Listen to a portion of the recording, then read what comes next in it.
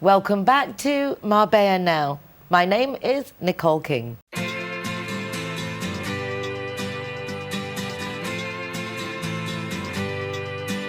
Hey, it's a brand new day.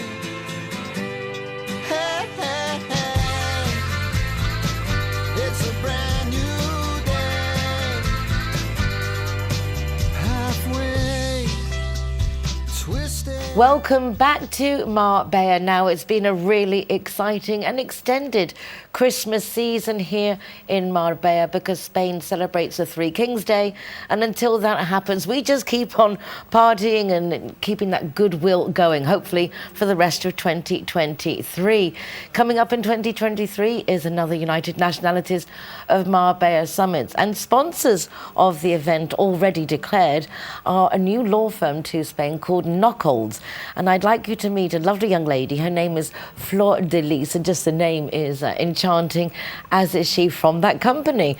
Flor, how lovely to welcome you to the program. Thank you very much for inviting me, Nicole. Really nice, because I actually met, the first person I met from Knuckles was Alejandra in the Business First group that I go to with Sam Campbell. And it's her group, and she's been going for over a decade, very successful business group that meets every 2 Thursday mornings, which is really nice if you're interested. So I met Alejandra, found out about your company, and then she said that you knew and that you would be interested in an event, and the rest is history. Yeah. So really nice. How did you get involved with Knuckles? What's your place there? Well, basically, I'm a Spanish abogado, so I'm practicing as a lawyer in Knuckles Lawyers Spain. Well, our office is based in Estepona. I'm from Estepona, and I recently joined Knuckles a few months ago. Basically, I like to deal with British expats. This is my field. I deal with conveyance, I do probates, wills, non-resident taxes. I help them to go through all the steps here in Spain. You are a very capable young lady, and I love the fact when you said you're from Estepona, because I've been waiting to ask you, because I think you're Spanish, you have a very Costa del Sol surname, because you're Flor de Lis, and then it's Van Bates Gil. Yes. So it's like, how does this, where are your parents from? What's your history? Well, my mama, the family from her side is all from Estepona. Why? Yes, but I've got a mixture of my blood, really. So yes, but I'm born in Estepona, and I grew up there. But I always been interested on the side of the international sides, meet people, going abroad, get experiences in other countries, and I love that. So that's how I got involved in my job in this way. Well, being in Estepona, obviously you had a lot of interaction or saw a lot of foreigners. Did you go to an international school, or did you just see like the foreigners living simultaneously around? No, I was in a school in Estepona. It was not an international school, but I've been always interested, you know, in hanging out with other foreigners and meeting foreigners. So I always liked to interact with them. And your interest in law? Yes. My interest in law is since I was little. I wanted to do something like could allow me to work in a legal career, but also I wanted to be in an international environment. And that's how, when I was studying at the university, I thought, well, I might go to learn English and learn other languages, so perhaps I could help clients, you know, doing legal matters in Spain. And that's how I started. So where did you travel to? Tell us a little bit about what you've been doing till now. Well, I studied in Granada. I did my career in Granada. And then when I was there, I did 1 year of Erasmus in Rome. Very nice. I like Italy a lot. I speak Italian too. And then my aim was to learn English because that's our main language to work here in the Costa del Sol. So then when I finished the career, I went to London, and I spent there almost 3 years. I was working and studying English in order to be bilingual, to work in a firm. Did you like it? A lot of Spanish people love going to live in London. For me, it surprises me because you're used to the good weather and the long days. And in Yeah. England, the days are very short and the weather's not that good. How Yeah. did you find the adapting? Well, at the beginning it was a bit hard because obviously it was cold for us. But then I got used to it. After my first year, I got used to it, and I found London very exciting for young people. And then, I mean, the fact that England is just there, in 2 hours you're there. So it was close to your home. So anytime I wanted to visit my family, I could just buy a flight and come back. But yeah, it was only tough about the weather, but the rest I really enjoy it. And what made you decide to come back to practice law here in basically your hometown? Well, I've been, when I was there, I decided to came back and started. I started in banking, and well, it was slightly difficult, you know, to get in. It was the crisis here in Spain at that time, and well, the young people were really trying to get experience and started. But then from that point, I met another lawyer. He was bilingual also, and that's how I started in the business. So that was a good opportunity for Yeah. you to get on your way. And now Yeah. obviously new challenges with knockholds. Yeah. Because you're handling a lot of different types of cases. What is that you most like to do? What is the aspect of law that you find the most interesting for Well, you? I found it very exciting conveyance because our cases, I don't do cases at court. I don't like them because they last years and years and years. And I'm more a proactive person. I like the activity. I like this stress. No, I really enjoy when things are done and you are success, and yeah, and see the smile on my clients when they are buying a property. I mean, it's happiness for me, really. And there are so many aspects that I think people don't realise when they're buying a property, that there are so many little loopholes that you can get caught out on if you don't have a lawyer. I know a lot course. of people think, oh, I can speak a bit of Spanish, or I can And I find can do it myself. Yes, they can do it themselves. Yeah, but it's hard, you know, when you're trying to buy a property in a different country where you don't speak the language. I mean, we try to make this step smooth, you know, for our clients, so they can be guided through all the conveyance, you know, until we really register everything on their names. So we make everything easy. The process is easy, you know, from the starting point to the end. That's what we are good at. It's amazing watching you with the enthusiasm. You talk about paperwork as if that was something I get to do, the paperwork. It's like you have to have a sometimes it's special hard. personality. Sometimes for it's that. hard, Nicole. Sometimes it's hard, you know, but we are committed to our clients. I mean, for me, it's a satisfaction at the end of the day. You know, when the work is done and you have a happy client, that's the satisfaction for me, and that's my gift. Well, it's lovely to see that you're enjoying what you're doing, and that you're obviously enjoying it with the company that you're starting new, with a new company that's come to Spain. Do you know how everyone's feeling about this new opportunity at the event? Everyone seemed very enthusiastic about this expansion to the Costa del Sol. We are. I mean, back in the UK, we are an experienced firm.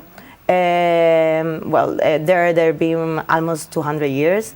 We can provide like very different range of services, legal experts, professionals. We liked to help our clients. So the idea was to actually, the existing clients that we had having legal matters in Spain, our idea was to expand and to help them to get into the Spanish system. So that's how really Knuckles thought about what about if we we are present there and we set up a business there, an office, so we can help our existing clients to do all the legal matters in Spain. Yeah, particularly now since Brexit, it's been born.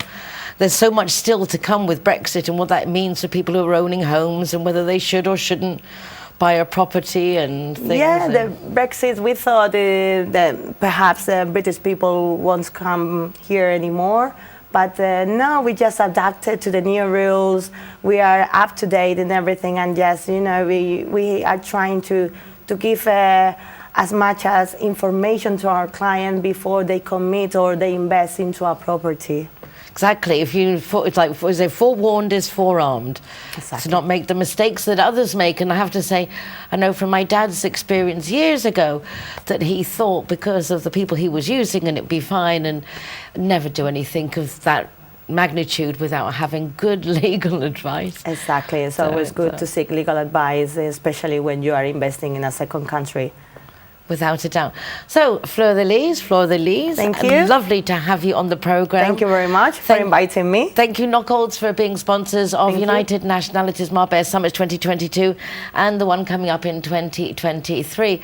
Lots more to do on the programme. So many cool people in our city, so don't go away. I'll be back in a minute. Hey, hey.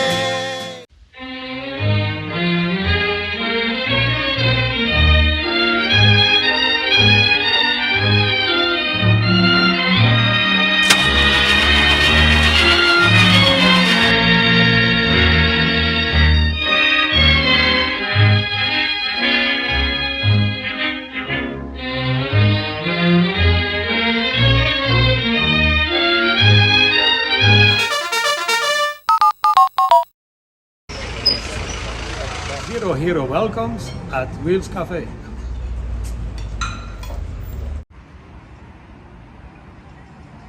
Everyone that comes and wants to join our Zero Hero Association, they will have free non-alcoholic drinks at our venue at any time. Hi guys, Ross here from Hoganstown. Proud to be a member of the Zero Hero campaign, and we recommend everybody. Nobody drives drinking. Everybody who drives a car doesn't have any alcohol in their system, and we're proud to sponsor the Zero Hero program. We are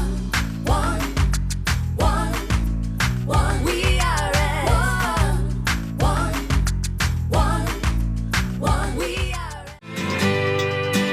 Hey, hey. Just yesterday, it came up in conversation that I've been doing Marbella Now television 8 years in November last year. Quite amazing. But also amazing that it is 7 years since I first interviewed my next guest. His name is Desi Egan. He's an artist, he's a singer, he's a performer. He's a lovely guy. And he's with us again on the programme, and this time, possibly the first time actually in the studio. Yes, indeed. Well, Lovely welcome. to see you. Welcome to Radio Television Thank you Marbella. very much. The and real pleasure. studio. Lovely studio, and lovely to be here. It's Thank you very always much. nice to meet you. I remember the first time we met, what first impressed me is your enthusiasm. Yes, you You need are it. very enthusiastic. Yes, and funnily enough, I'm touring with one of the offsprings of the American Drifter show, and it's going very well. I saw them performing in Spain, and I took them over to Ireland for a tour. And as you're funny enough saying that, the lads have said Desi's enthusiasm has started a new career for them in Ireland. And I thought, no, that was a nice thought. And I think you have to work at shows nowadays and have to have the enthusiasm to make it succeed. Because, Nicole, there's so much stuff out there. But when you're a live performer, you have records and you have videos, but your passion is performing live. Absolutely. Meeting the people, performing Yes. to the people. Yes, of course, yes, it is, yes. Primarily, obviously, I was a keyboard player, a music director in most bands. But then in the last few years then, I started singing, took a singing career on board. And I enjoy performing live, and I enjoy performing for the people. And I like the idea of being able to perform with a well-known artist. It gives a bit of credibility, obviously, for myself, and also the enthusiasm from the crowd seeing an original artist on board at their live shows. I get a kick out of that, so it's great to be part of it all. I mean, my philosophy is hashtag better together, and you're obviously enjoying. A lot of famous people do these duets. Yes, yes. They get together with other artists to Yes. share enthusiasm. Yes, of course. Each other's music, love for each other's music. Absolutely, yes. It's important to develop your own career, obviously, as well. It's important to tag yourself in, as using the hashtag, with well-known people. And my career, when I started off, I wasn't well known as a singer performer. I was well known as a musician. So all of a sudden, Desi is becoming a singer performer now. So I needed that step up and get under somebody else's umbrella to make it succeed for me. Or maybe for the what do you call it? You're shy to take that step to like exist took in a your own while. right as a singer, having come from that Yes, yeah. background music as opposed to the going foreground out performer. front doing my own thing. I used to enjoy just putting shows together, as you have producers and directors here for yourself. You're fronting the show, but the people behind sometimes are kind of, half the time they're not known. But then when you have to go out there and do it, you're kind of a bit nervous, to be honest. Even though I am able to produce the stuff, I say, oh my God, I can't do that. Oh, Desi, you can go out and do. Of course you can do it. I said, gee, I really can't. But I had to. And, you know, I enjoyed it, but I wanted to get to a certain level, an international level with my career. So I worked and auditioned with international singers as their backing singer. So that's what I'm doing now as a backing singer. I'm performing with those shows. And I love it, it's great. They have the crowds coming to see them. I've the benefit of being with them in that environment. Because it's hard work when you're self-promoting, when you're an artist, to do the promotion, all the organising, because you've come quite a few times on your own back with the self-promotion, organising events. Yes. But it's hard to be the chief cook and bottle washer. Yes, it is. And really, most artists identify with this. And any young singers or any aspiring singers that's out there watching the show, it's very hard to sell yourself. Going to a gig, going down to the local bar or restaurant, trying to get a gig in Marbella or Portobello's and saying, oh, I'm a great X, Y, and Z. Oh, well, you know, sometimes musicians are a bit shy to say that. And if somebody comes up and says, I know somebody that can do that job for you very well, now you have somebody on your corner. So that's a big help to any artist, to have somebody to promote them. And you're enjoying the camaraderie of the people that you're travelling with to perform, and you've got each other's backup. So that must be very nice for you too, because you enjoy the whole process. It's much easier to go out to do the shows, to be honest, Nicole. Much easier. You know that you have a very good promotions team working for me. I know before we arrive the ticket sales are good, so I'm not worried about who's going to get what or how we're going to be fixed here tonight. All sold in advance, all the seats. And the lads arrive in, they perform, and the camaraderie is much easier, less stress, obviously, when you have a successful show every night. And you're working at something that you love, which is the dream. It is, yeah. You have to dedicate yourself to the music business. It's not easy, I'll be honest. There is ups and downs. There's times I know musicians that have had, will we ever get there?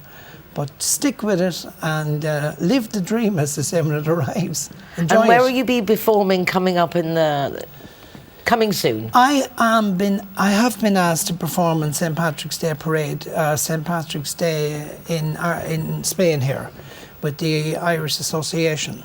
Terry McKinley has asked me to come over to do a few numbers.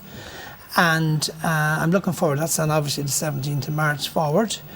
I have a few more venues that has asked me to perform over here in different hotels for the summer. And back in Ireland, then I have a new 80s, 90s revival show where myself and a band are out doing the revival shows. Great, that's great again. That's reliving the past again. And then in October, November, I'm back with the Drifters on a UK and Irish tour. I think I have about 9 dates in the UK and I think we've 12 dates in Ireland. So that kind of has me picked up for the year. So Yes, it looks like you've got a busy year ahead. well, in our job, you see, you have to have a diary ahead, see where you're going. And most venues, as you know, are booking ahead. They need to know who's coming in and what's going on. And if you're not in the loop fairly quickly, you'll be passed, oh, you never rang us, we got somebody else. So my managers are very good at booking ahead and fitting in the schedule for the year, which is what you need if you want to survive in the game. Exactly. You know? It's funny because you don't really think about it, but yes, all major concerts and tours are booked up and ready with a lot of preparation. A long time ahead, a year in advance mostly, Nicole, because people want to know where they're going. If they're coming to Spain on holidays and we're over here, they can come and see us. If they're in Ireland on our show, because other gigs are on, other shows are on, you see. So there's so much variety. You're putting your little flag out, oh, we're around. Oh, we might try, and I'd love to go and see them. Oh, I'm going to see this and this. So I'd have to, you know, people have budgets now, as you know, and times are fairly tough, and they want to kind of say, well, we only go to see this and this and this, and that's the way it works. Well, it's nice to know that you are within that selection. Well, thankfully. And that you're doing well, because it is, when you see someone who loves what they do, enthusiastic what they do, you enjoy and like to support other people. Yes. And I think it's really nice to see that you are doing what you love and that you're back again in Marbella, because we like to see you. Yes, and thank you very much. I really enjoy this town, and I love the history of the town. And it attracted me here when I came here a good few years ago now, to come over and back, spend a few days, visit. I have a lot of friends here, thankfully, through your show and stuff. I've seen me on your TV programme, and love to come over, spend some time, go back to Ireland and say, oh, Desi, were you in Marbella? Oh yes, I was. It sounds glamorous, and it's showbiz, to be honest. It is. It's part of your curriculum vitae. It is. Yeah. It is. You've got to be seen to be seen. You have to be in Marbella, boys. To be in Marbella. Well, you've got that bit down. Thank you. And it's now nearly a classic. After 10 years, you become like a fixture. So you're on your way. I Well on your way. appreciate that. Well I on your way. appreciate that. Desi, anything else you want to quickly share with us before we finish? I've been very lucky. I just said anybody wants to look in at one of my latest songs, which was a hit during the summer for me, and it was called Summer Wine, and it's on YouTube. Just dash in Desi Egan, Summer Wine. It's a lovely song I recorded with another TV presenter that's well known in the Irish TV, Katrina O'Sullivan. And we've had a lot of success with that this year. And I just, if anybody wants to hear one of my songs or see my music on YouTube, it's just under Desi Egan, that's Desi Egan, and they can enjoy some of my recordings on there. Thank you very much. I look forward to the next time, possibly St. Patrick's Day. Well, hopefully we'll see you then. I look forward to that. Perfect. I look forward to that. Thank you very, very much. Lovely to see Desi again, as always, and hopefully we'll be back again for St. Patrick's Day here in Marbella. Gonna go take a quick break, but don't go away, because lots of more cool things to come. Hey, hey. G-Wine is happy to be your partner. How cool is that? G-Wine. Thank you. When I'm the designated driver, I think it's only fair that I get to choose a zero-hero venue that rewards me with free soft drinks. My friends all get to choose and booze, and they feel safe going home with me. Make sure that you get your reward for being the designated driver. Why pay if you don't have to? Hey, hey. You just never know who you're going to meet on the Costa del Sol or where you're going to meet them.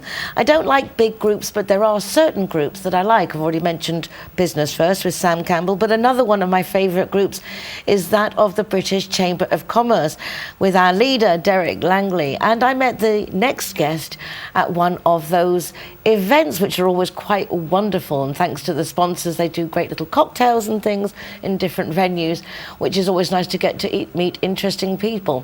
And Liam Kelleher is one of those people. Well, nice to be here. Thank you very much, Nicole. Well, it was very nice to meet you. It's like, as I say, it's so many different types of people live in the Costa del Sol. Yes. That it's hard to get to meet everybody, but it's nice when you have groups like the British Chamber of Commerce that puts a lot of business-minded people together on a certain category level, I would say. No, there's yes. You meet a nice type of people. It's very useful to meet people that are like-minded, and you know they've got the same, as I said, the same interests. But and it's very good for networking, the British Chamber of Commerce, and I've met some very interesting, useful people there as well. I love the way that you're British, I would assume, from your... Well, British-Irish, yes. British so Irish, very mixed. very mixed, but I love the way that you have got all your professionalism of the UK, but you have convalidated, which is a weird thing. Yes, but you have got your architects of Cordoba, and you've Yes, got that's correct, the yeah. one in England, and like you are proving to people that I'm real. Yes. And in a Costa del Sol, I think that has to be a big plus. Yes, I certainly hope so. I mean, really you couldn't do it properly any other way. You certainly do. Pre-Brexit, unfortunately, that horrible word, but when the UK was part of the Community Europea, the EC, if you had at least 2 years professional practice in your profession in your own country, then, as you said, they would come validate with whichever country. And I took advantage of that about 18 years ago, and I've been here ever since. It's quite different, isn't it, being an architect in different countries? It's a whole different set of challenges, one would assume, just based on the infrastructure and the way things are built and the materials that were used. Absolutely, yes. I mean, there were certain, what could you say, there were certain professions that could convalidate.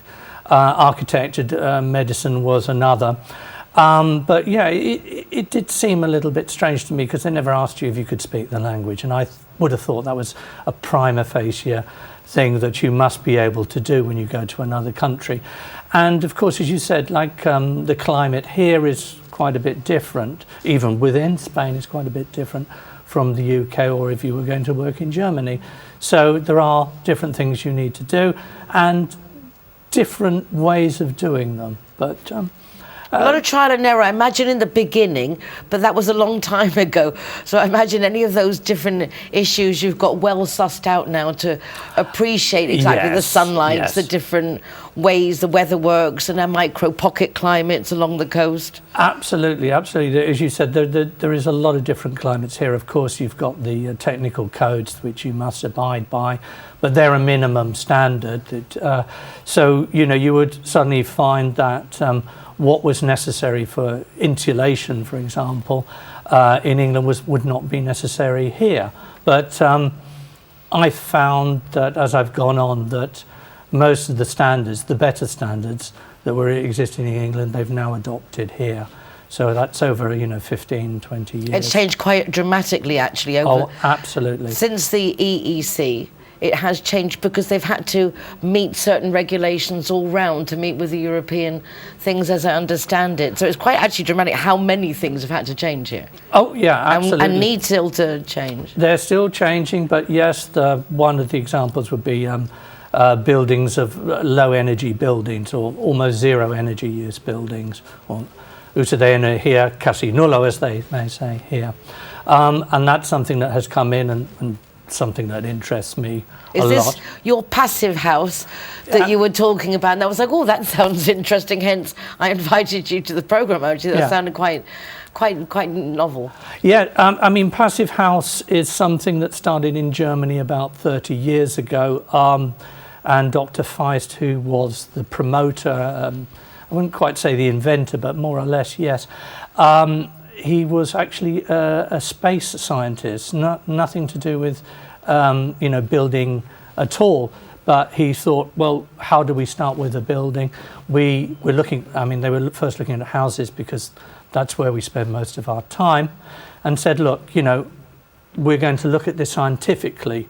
What is necessary for the comfort of people? And he worked from that basis. The passive house is more of a concept than, shall I say, a type of house. So you can build the house whichever way you want. So, for example, maybe in Germany or in England they're building with timber, but here they'd be building with ladrillos, brickwork. What would be the unifying elements? Well, the unifying elements of I was going to say the concept. So, for example, you'd be looking at the insulation value. You're looking at a high insulation value, But what's driving that? There's 5 basic principles. So good insulation. Now, around here in Marbella, we'd be looking at about 0.5 watts per meter squared per degree Kelvin. And that would be instead of 7, for the technical codes that we have. Another thing is that we're driving, and this has been driving the technical codes for the last 30 years, no thermal breaks or puentes térmicos. So, you know, there is no gap between the window and the insulation in the wall. Also, when you put the windows in and the insulation, you will have a good hermetic seal. So the more you insulate the building, the more important becomes gaps where air can pass through. So we're looking at 0.6 air changes per hour on 50 pascals. That's instead of 24 in the Código Técnico. And we have to do a test on that. So we put up what's called a blower door. We seal one of the doors and we pressurize the whole building, negative and positive, and we check the airflow through that. It's quite interesting to think that from a 0.6 to a 24 that's allowed. I mean, Yeah. is the one allowed to just like not put doors and windows in and just leave these? Well, it's. I mean, I mean, I don't know. It's one of the things that we're going to talk. I was going to mention is both new build, which is the passive house, or the Enofit. We look to get a use of 15 kilowatts per meter squared per year on a new build. That would be as opposed to about 24 with the technical codes, which are normal. And if we were going to renovate, because there are lots of lovely buildings here in Marbella, in beautiful situations. You can't buy that situation now, but you know the poor quality of insulation and problems maybe with damp, with condensation, etc. We'd look to renovate that and get that down to 24, whereas it may 24 kilowatts per meter square per annum, whereas it's possibly at the moment 240. So quite a difference.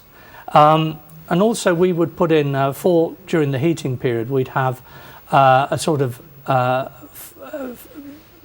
mechanical ventilation, but with heat recovery, so that when you heat the building, when you have fresh air, you're not throwing all your heat out of the building again. So, and that would have at least a 75% efficiency. So you're getting circulation, but it's controlled circulation, so you're not losing all your heat and absolutely. People will often say to me, "Oh yes, but I can open my windows." But I mean, you're looking at opening your windows for 10 minutes every hour, and how many of us do that? And again, you're going to look for through ventilation to ventilate. So if you're opening a window in a closed room, you're not really ventilating the rest of the house, nor are you probably ventilating more than about 2 to 3 meters away from that window. So it's nice to see that there is something literally for everyone, yes, depending on the qualities and the levels you want to go to.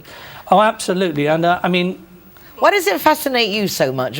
What's your... because I see that you really enjoy this. I don't know. I think it's... I mean, they say in Passive House, do it once, do it right. And if you don't do it right the first time, you're continually coming back and redoing it. And people aren't going to be, happy with the space they've got. I mean, we're looking at, like a change in temperature from your head down to your toes of about 4 degrees maximum. Because if it's any more than that, you start to feel cold. And it's the same like you have the ambient room temperature 20 degrees. Well, your nearest surface cannot be less than 16, because otherwise you're feeling cold. And that includes windows. So we're looking at comfort. What is it that's going to make you enjoy the space you're living in, the space you're working in? Well, I love it that as an architect, you go down to the very tiniest detail to make sure that you're giving a project of excellence. We are going to have to leave it there for the moment, Liam. Well, it's nice to absolutely fascinating. Lovely to see that an architect can do so much, refurbishments and new builds and even making sure that you get your right insulation. Okay. Liam, may it be another time, come back to the programme. Inamar, thank you very much. Thank you for having me. It's been a pleasure. You see, we have very interesting people on our coast and they know so much. So if you're in the industry or you're looking to do something to your home, these are the type of people that are going to be fascinating for you. Don't go away because more coming up in just a moment. Hey, hey. Zero Hero, welcome here at the Gaucho de Banús.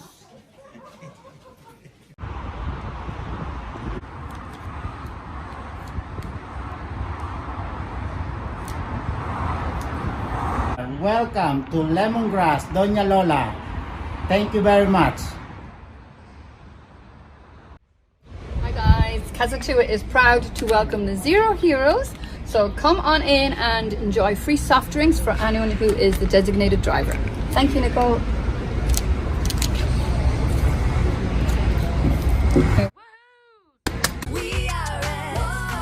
So here we are at Everest. Very cool. Yeah. Stickers going up.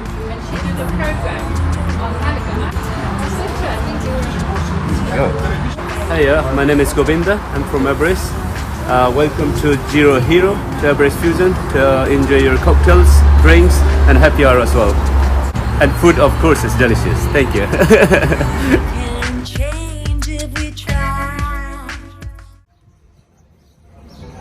Welcome to Sister Taperia. Perfecto. My CIT Marbella guest of the week is none other than the lovely Jovanka Manojlovic. I've met her quite a few times, but normally talking about her clinic, Elios, which I've just heard is God of the Sun, and wow, we certainly live in a beautiful, sunshiny city. But today, Jovanka's come back to talk about something that we realised we didn't even mention in the last interview, and that is a charity that she supports, is the president of Diksha. And I thought it would be nice for us to really actually make a time to talk about this, because obviously it's a big passion. Jovanka, bienvenida de vuelta. Welcome back.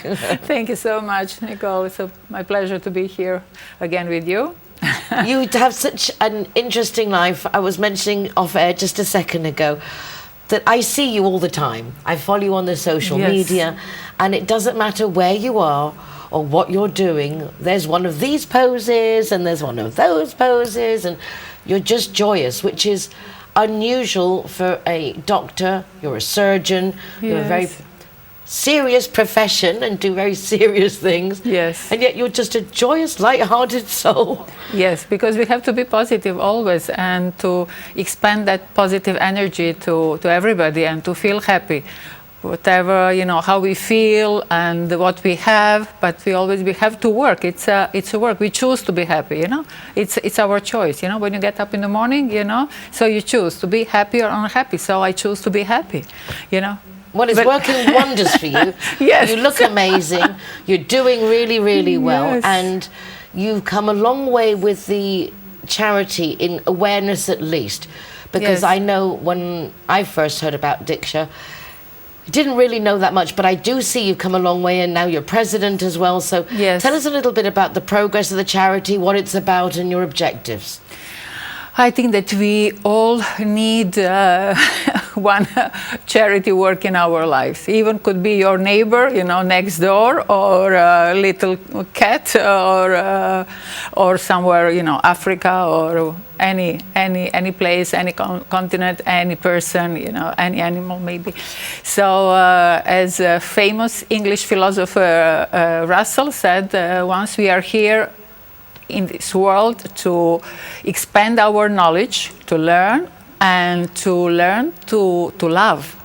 And one of the highest forms of love is compassion, you know. So, and now when we live globally and we are really connected with the whole, you know, planet, so we feel each other much closer, you know, and we suffer, you know, when we hear any. Why this project particularly? What was it about this place in India, this precise objective of this charity that took your heart? Yes, it's, you know, the things happens, you know, it's causality or destiny, whatever. I was impressed when I went the first time to India. It was in 2000, and I met Vicente Ferrer, who is founder of that famous foundation, Vicente Ferrer in India, in Anantapur. He started there in 50s, and little by little he was growing, so it covered the area of 1 million population, and the poorest, untouchable, people.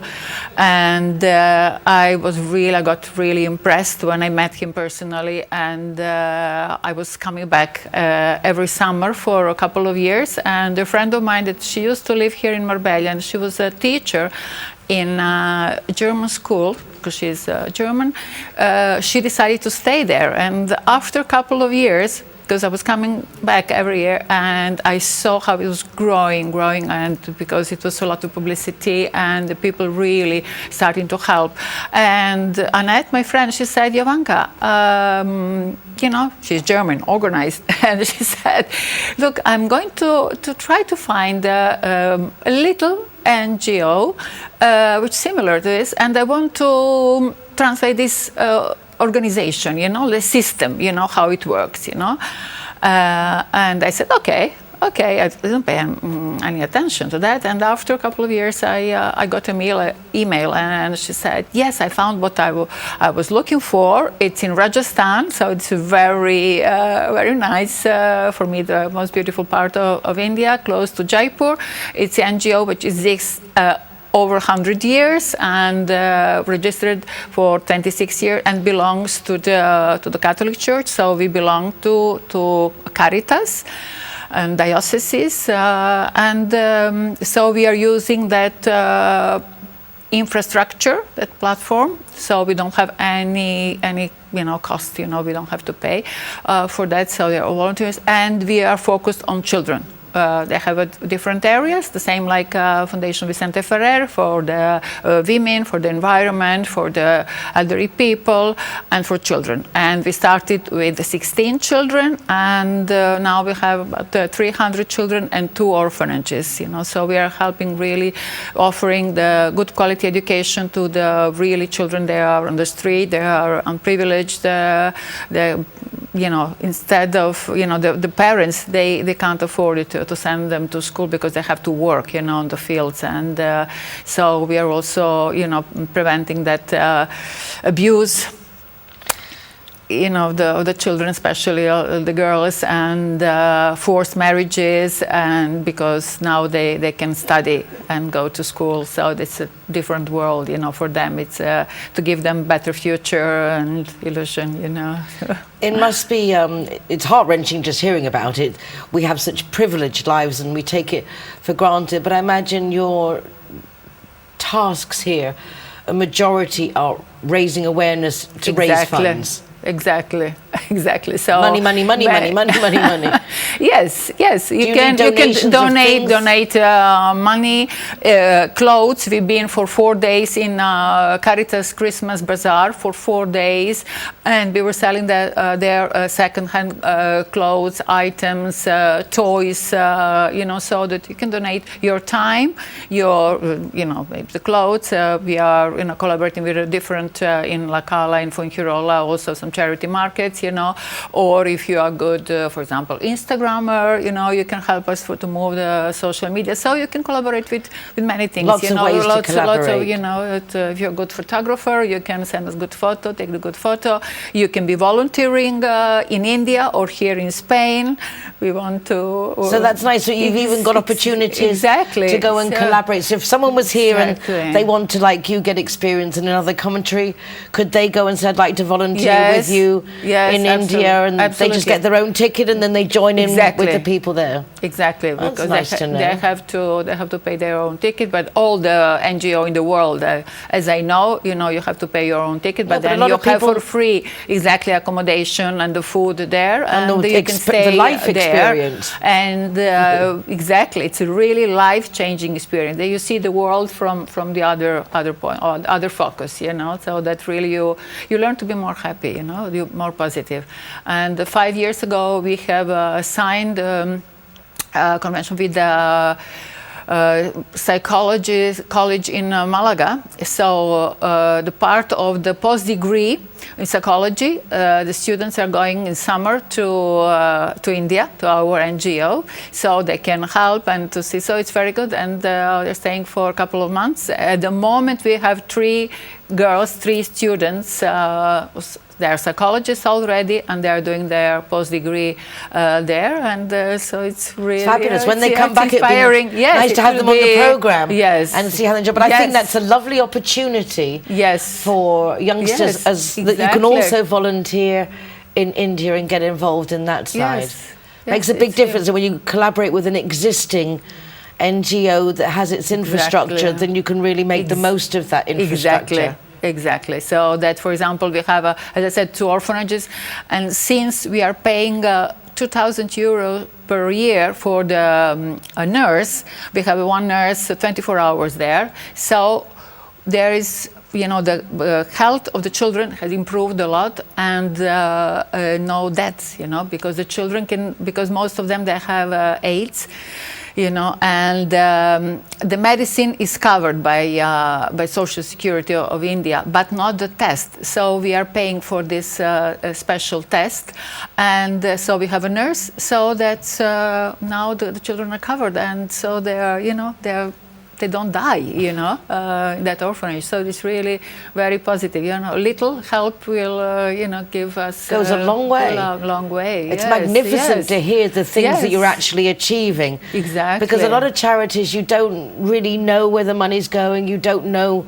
You can't calculate the progress. You can't enjoy that celebration that you obviously are seeing the difference of the work that you're doing. Yes, well, it's fabulous. And then we are helping, for example, recently we had a campaign for the bicycles, so that, the sponsors, whoever want, so pay 50 euros for the bicycle. So that's really helping, especially to the girls, because then instead of walking 3 hours to the school, so they can get there very quickly, and then also avoid abuse and marriages and all kinds of things. So that's another world. Another world. Why do you like India so much? What was the attraction? It's such a poor country. It's such a contrast to the life we live in the Costa del Sol. Yes, but they're so generous. They're so happy. They're always smiling. They are so grateful. That sometimes we forget, to be grateful to the little things. So we have to learn a lot from India, And apart from that, I do yoga, and so I have that. But definitely, it was the meeting. Vicente Ferrer. It was keeps you well grounded. Yes, because he's really a pure love on the earth. He was nominated a few times for the Nobel Prize for Peace, so it's really great work. And I recommend always the movie. It's a Spanish movie about his life, so it's really very, very interesting. Yeah, amazing what one person can actually do. Yes. If you don't let other people put you off your dreams or your vision, it's amazing actually one person can do a lot of and inspire a lot of others. Yes, because usually we are waiting and expecting that other people will change the things. But I always say, let's be the change that you want to see in the world, Let's start yourself. We all can change the world, little by little, So exactly. Let's start. Start with ourselves. Look within. Start within. Be positive, be happy, and then help to others, Well, you are an example. You certainly do practice what you preach, because I find your posts on social media totally enchanting, because you are always, as dancing around. You said you had something to do with dancing. Yes. I was doing many years ago. I did classical ballet and then flamenco. I'm here, dancing 20 years flamenco. What a package! I mean, a doctor, a surgeon, a dancer, and a happy person. Yes, Oriental dance, because dancing is also moving your energy and makes you very happy. It's a dance, like a dance therapy, And it's also good for your health, for your hormones, for your nervous system. It's good, it's relaxing, it's for anti-stress therapy. So it's I recommend dancing, sport, and you've heard it from the doctor. The doctor says you have to get up and dance. So, Yes. Jovanka, we have to leave it there for the moment. Yes. But thank you for coming to talk about the charity. Yes. And I look forward to seeing you the next time. Thank you I'll so see you out and much. about and on social media. Thank you so Do check much. out A Jovanka. pleasure. Do check out Jovanka because well worth following on social media and a Yes. great professional. I will send you our details, our Bizum for the donations, and you can follow us on the social media. So Fantastic. we'll be in touch. Thank you very much. Thank and don't you. go away because I'm coming back with the last interview today, one of our very favourite faces on the Costa del Sol, looking after our little furry friends. So stay tuned. Back in a moment.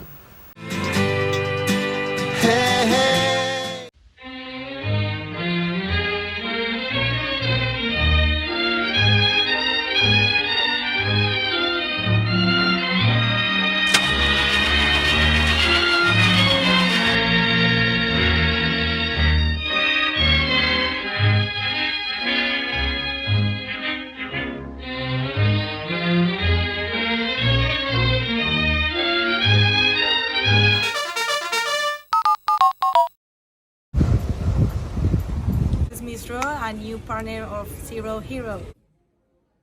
Alright guys, so I'm the designated driver tonight, so I'm going to choose the Zero Hero place. So all of my soft drinks are for free. And if you want to go somewhere else, just check out the Facebook, Instagram or the zerohero.es website for any of the bars, discotheques or restaurants on there. I'm happy to go anywhere you want to go, as long as it's Zero Hero.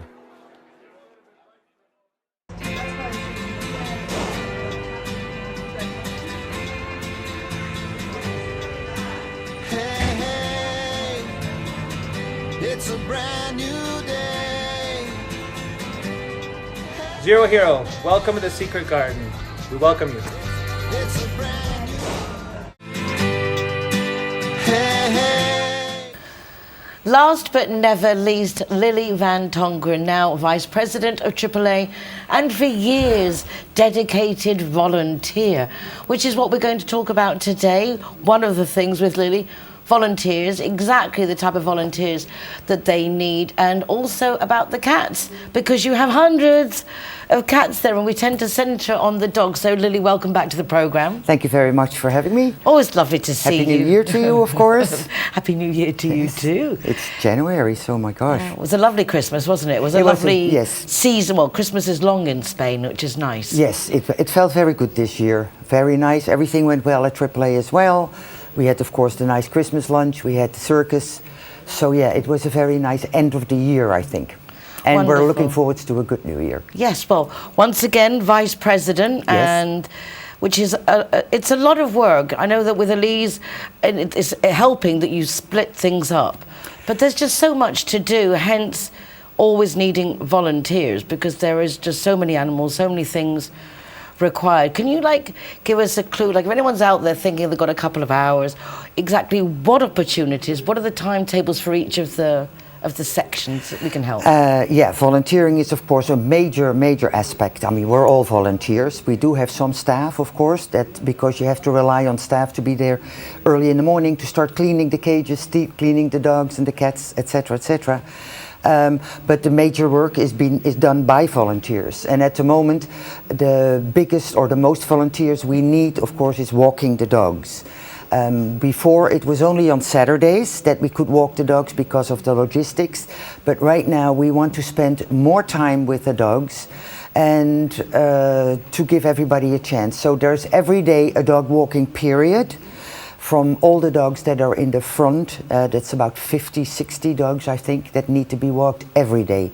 All the other dogs are walked on the Saturday only, and during the week by the staff or coordinators, but all the volunteers that come on a daily basis. So the back dogs, are they more dangerous? Are they bigger? Is there some kind of criteria? Yeah, it's a very different type of area.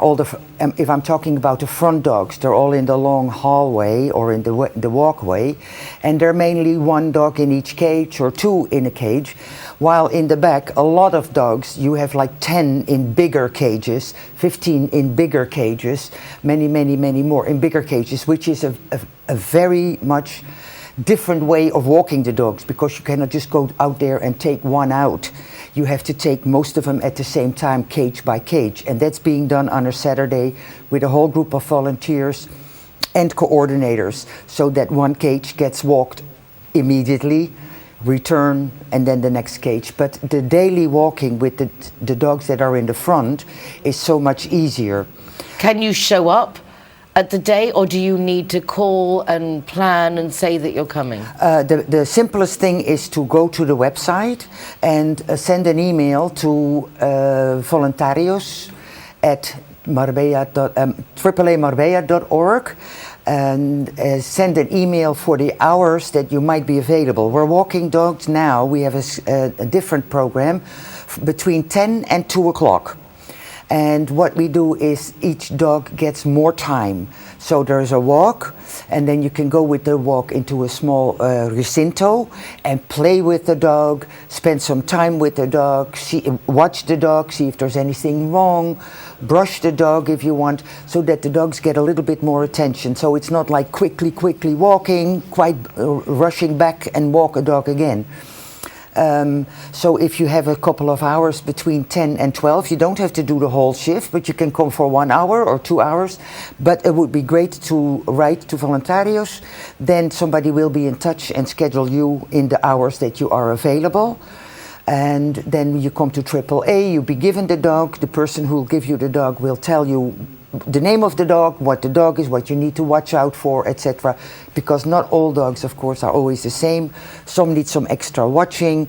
Some might have diarrhea that that we're asking you, please see if there's anything wrong with the dog, see if he's walking fine, if there's anything wrong with his body or his legs or whatever, and then come back and tell the So a lot more involved. Yes. A lot more involved. But obviously that's a lot more administration and organising. Yes, we have some volunteers that work in the office as well. Any dog that comes back or that is being seen that needs attention, my job is then, if we cannot take care of the medical factor of this dog at AAA, like if we need x-rays, if we need echoes, if we need operations, if we need anything that our vets cannot deal with, I make external appointments by different veterinarians. I always try to find out and talk to the different veterinarians what they can do for us. If they give us a discount, we have to check that it is not too expensive, because as we all know, veterinarians are very expensive. So I search where we can go the best with a specific dog or a specific cat. And then somebody will drive the cat. I've got 5 appointments this week made for different dogs, different cats, different veterinarians. Emergencies go usually to Malaga, because we do not have an emergency center here that gives us a good price, unfortunately. So SOS in Malaga helps us out, and that means we have to drive the animal for an urgency to Malaga. Volunteers to come in and do driving, to be available. To be available. So you know that you have a list of when you need people to drive either to an airport because they've got a new home, or they're going to some treatments, to have that list of contacts of people who are willing. Fosters, also a list of fosters would be nice. Then of course you can do that in your own home, you don't have to come to AAA.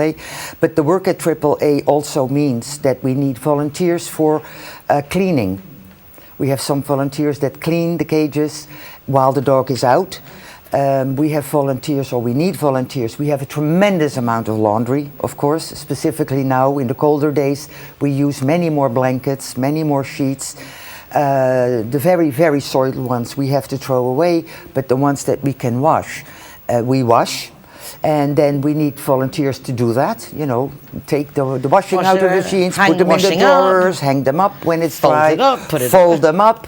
So that's a lot of work. And we need always volunteers to help out, several hours a week, and that can be done basically any time of the day. Other volunteers we need on the Saturday walk, of course, quite a lot. And a list of fosters, a list of, as you say, volunteers that might be available if we need to call somebody to go to the airport, or although usually we do have the proper drivers to do that, because we have to drive the van and you have to be registered to drive the van. So it's not all as easy as it seems. A lot of administering. Yes, a lot of people think, oh, I'll come and can I help with the dogs? It's a lot of planning, a lot of time, because the times that we are not do the walking between 2 and before 10 o'clock and after 2 o'clock, it has to be a bit of a quiet time. Not everybody can just kind of walk in and walk around. It's also because it's a different, the different location that we're in right now. We had to readjust a lot of our programs to make it easy for the dogs, to make it quiet for the dogs, because if everybody walks around, the dogs just get terribly upset. That's why we have to change the walking hours now, so that it is between 10 and 2, and after that it's quiet time. There's not volunteers running around or people coming to look at dogs to walk around. We do all the adoptions on appointment, so that we know at certain times that people come. It's a quiet way we can spend the time with the people, the proper time, because if you just walk in, there might not be anybody available to help you.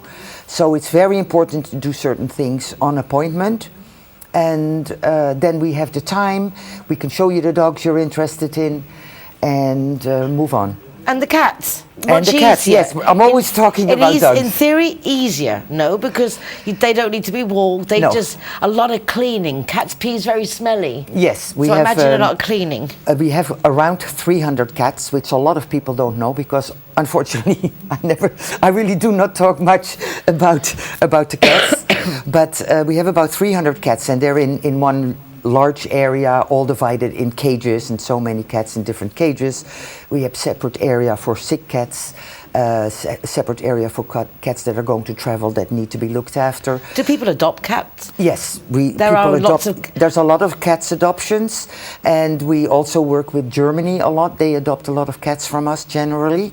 That's about the only foreign country that adopts cats. Other countries usually adopt dogs, but not cats. I was amazed at some of the most beautiful cats. Amazing, I'd ever seen. I mean, they were just stunning cats. You can't even think of any type you could think of. Yes, any type. The colours, and they all look so healthy. And well, they're being looked after well. I always think that the cats, of course, take less care. We have cleaners coming in every day, or volunteers coming in. We have now a girl that is like a cat whisperer, Kay Millington. I'm sure you've heard of her. She's very well known in Marbella, and she comes 2 days a week, and she is also like a psychologist for cats. So she deals with different cats, see what she can do to make them more adoptable, spend time with them, but also does the cleaning. The cat sand needs to be cleaned, the beds all need to be cleaned, new towels in the beds, bath towels need to be washed. So it's a lot of work to clean and look after 300 cats. Well, congratulations, because you guys are doing a great job. And it's not easy to have a charity that's going on for as long as this, update it with all the inconveniences of your temporary premises and everything else. So well done you. And if you would like to virtually adopt or physically adopt a cat or dog, AAA would be delighted. Absolutely. And of course your volunteer services, whether it be for washing and laundering or mucking out the kennels or for walking the dogs, you'll be very, very welcome. Very grateful that you've joined us again for another programme of Marbella Now. There is a lot going on behind the scenes in our city, and it's nice to share it with you so you can get more involved. If you would like to watch recordings of the programme, you can do so from the rtvmarbella.tv website. You'll also be able to see the repeat times of the programme, or go to my show, my web, nicoleking.es, where you get links to the show here at RTV Marbella, also my column Marbella Moments in the Euro Weekly News, and our Zero Hero website, with an ever-increasing list of venues that are offering free soft drinks to the designated driver, promoting road traffic safety in our city, no less. It's been great having you with us. It's nice to be back for 2023. Take care of yourselves, be nice to each other, and I'll see you soon. Hasta ahora. You'll open up your eyes wide. You feel it's gone.